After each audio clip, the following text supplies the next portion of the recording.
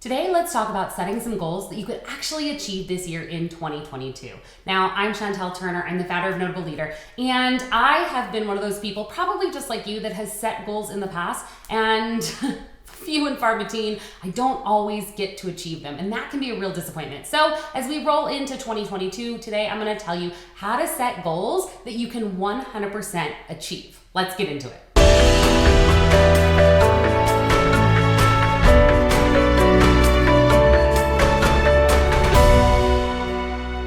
Now, when it comes to goal setting, a lot of people will set a goal to a specific outcome that they're looking for. Let's take weight loss, for example. A lot of people might be looking to lose a few pounds after the holidays or because of COVID, and they might say, hey, my goal in 2022 is to lose 30 pounds. Now, this can be a great goal and you could be really committed to it, but the ability to achieve that outcome is not entirely tied to you personally and your ability to hold strong to that goal.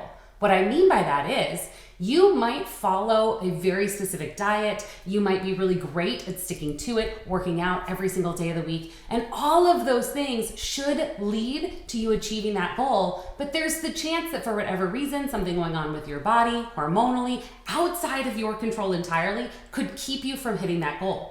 If you start that journey out and you're on this really strict diet and you're losing 1 pound a week, that can feel really good. And so it's easy to stick with it because you're seeing the results over time. But at some point, you're going to hit a plateau. And when that happens, when you stop losing that weight, or if something happens and you gain a little bit of it back, it can be really hard to push through that and keep going.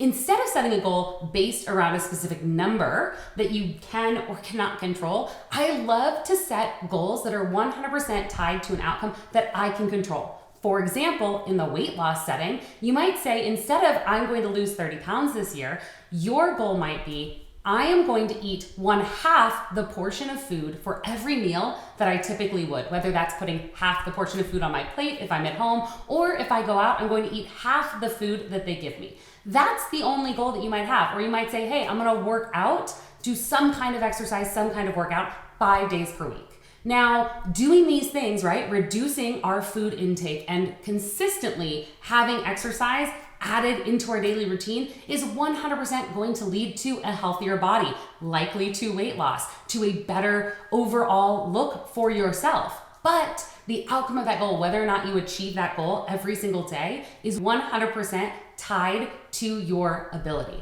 So what I mean by that is, if you say, I am going to exercise 5 days a week, well, you have full control over that, right? You can do some kind of exercise 5 days a week. If you're sick, maybe you do yoga instead of this like crazy hard workout, but you're the one in control. And so every single day or every single week, you can go, I accomplished that. I achieved it. And over time, because you consistently achieve that goal, right, you're going to get those results. The same thing could be true in the financial space. Let's say this is your year to get your finances in order, maybe start to save up some money. Maybe you're looking to purchase something that would give you some passive income. You might be looking to take a trip, right? Maybe you're looking to save up for a trip. Again, do it with something that you can control. It can oftentimes be hard to say, oh, I'm gonna put away $100 a week, because there could be something outside of your control that might come up, right? Your car might break down.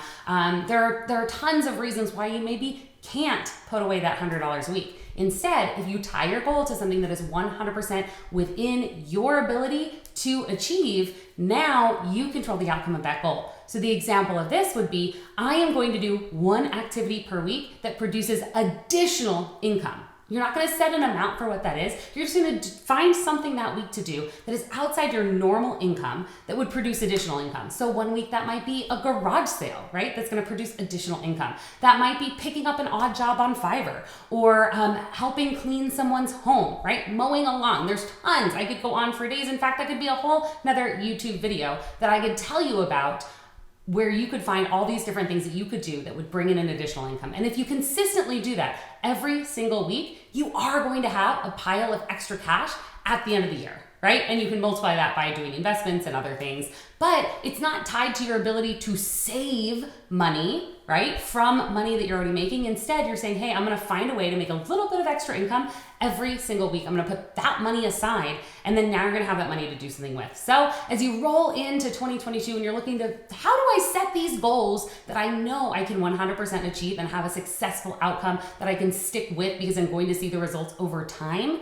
Set your goals this way that are measurable and achievable and 100% tied to your ability to do them, as opposed to leaving it up a little bit to chance.